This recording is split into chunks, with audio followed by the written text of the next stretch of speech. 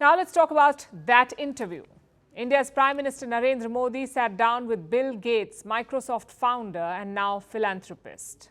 And this interaction is generating a lot of buzz today. Obviously, the timing has not escaped anyone. India is heading into an election, and through this interview, the Prime Minister has tried to highlight India's advances in the tech space. Prime Minister Modi himself is seen as tech-savvy. He was one of the first Indian leaders to embrace social media. He's used holograms to address election rallies, and he frequently engages with global tech leaders. In that sense, this interaction was a meeting of the minds. Bill Gates is the founder of Microsoft, one of the biggest tech companies in the world, and his Gates Foundation has wide interests in India. They're involved in a lot of projects which encourage the use of technology in the delivery of public goods. And Gates believes that India's homegrown solutions like Aadhaar and UPI have set global benchmarks. Through this conversation with Prime Minister Modi, he's trying to make a case for other nations to study India's progress. Here are some highlights. Well, the G20 is way more inclusive, and so it was fantastic to see that India, in hosting it, really raised things like digital innovation and how this South-South collaboration can be far more than just the dialogue with the North. आपकी बात सही है। जब मैं Indonesia में भी G20 में गया था, तो दुनिया के सभी देशों की क्यूरियोसिटी ये थी कि आपने ये डिजिटल रिवॉल्यूशन कैसे लाया है। तो ये मेरा अनुभव, उसका कारण डिजिटली बहुत लाभ हुआ है मेरे देश में, और हम शायद जो इंडस्ट्रियल रिवॉल्यूशंस हुए, फर्स्ट सेकंड, हम पीछे रह गए क्योंकि हम गुलाम थे। ये चौथा जो इंडस्ट्रियल रिवॉल्यूशन है, जिसमें डिजिटल एलिमेंट सबसे बड़ा है, और भारत इसमें बहुत कुछ प्राप्त कर लेगा, ऐसा मेरा विश्वास है।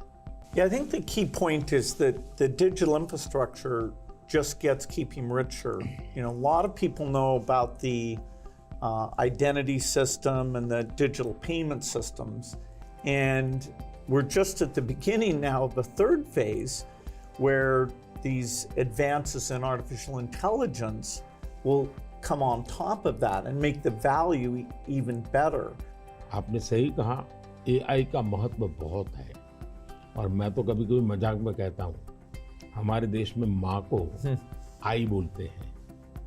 अब मैं कहता हूँ, हमारे यहाँ बच्चा पैदा होता है तो आई भी बोलता है, AI भी बोलता है। I'd love to hear your view on how India sees AI. अगर हम AI को एक मैजिक के टूल के रूप में उपयोग करेंगे, तो शायद बहुत बड़ा अन्याय हो जाएगा। या AI का उपयोग अपने आलसीपन को बचाने के लिए मैं करता हूँ कि भाई मुझे किसी को चिट्ठी लिखनी है, मैं ड्राफ्ट नहीं करूँगा, मैं चैट GPT को कह दूंगा कि मेरी चिट्ठी ड्राफ्ट करके दे दो, तो ये गलत रास्ता है। मुझे तो चैट GPT के साथ कंपटीशन करना चाहिए, मैंने उसके साथ लड़ाई लड़नी चाहिए कि नहीं तुम ठीक नहीं कर रहे हो, तुम ये शब्द की जगह ये क्यों नहीं लाए, तो मैं AI से आगे जाने की कोशिश करूँ। You know, it seems like AI is a huge opportunity, but there's some challenges that come with that. How do you think India will approach that?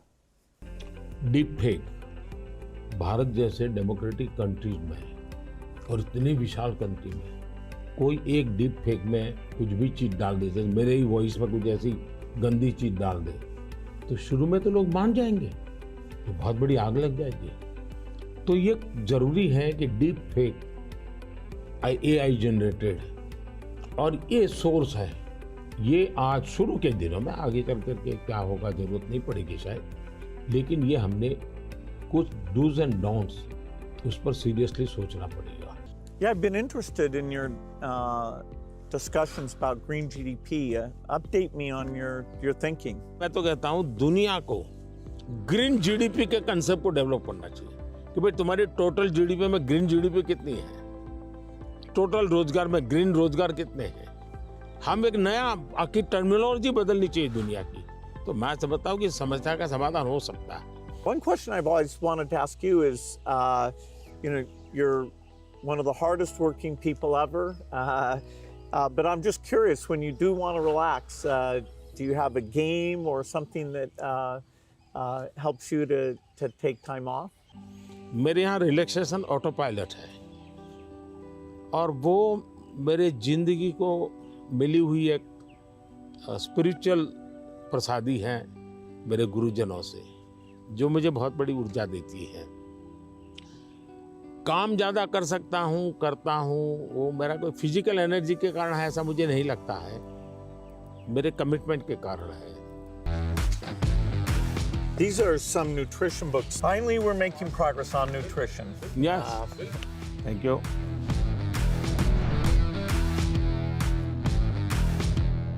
Tamil Nadu में थुट्टीकोटी, वहाँ पर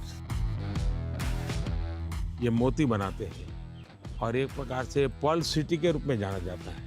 बहुत बड़ा काम वहाँ के फिशरमैन करते हैं। मैं गया था, मैंने सोचा आज आपको ये दिखाऊंगा भी और आपके लिए ले जाऊंगा। Very generous. Thanks so much.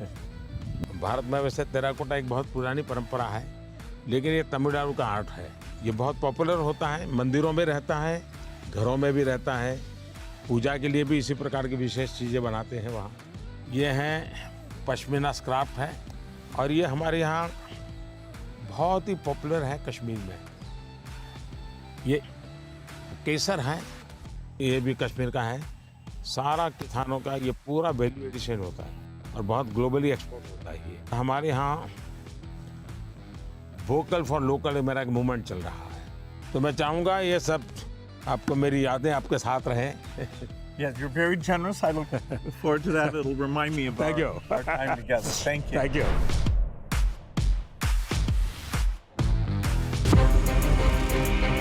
From impeachments to inaugurations, if it's a political story, we are on the scene. The race for the White House is heating up. We're beating Biden. How dare he say that? If it's breaking news, we're live with the latest coverage. From the White House, the State Department, and Capitol Hill, we know the issues, but above all, we know the players to bring you the latest in-depth analysis on all the key stories that we're covering. I'm Eric Ham. Join me from Washington here on Firstpost America.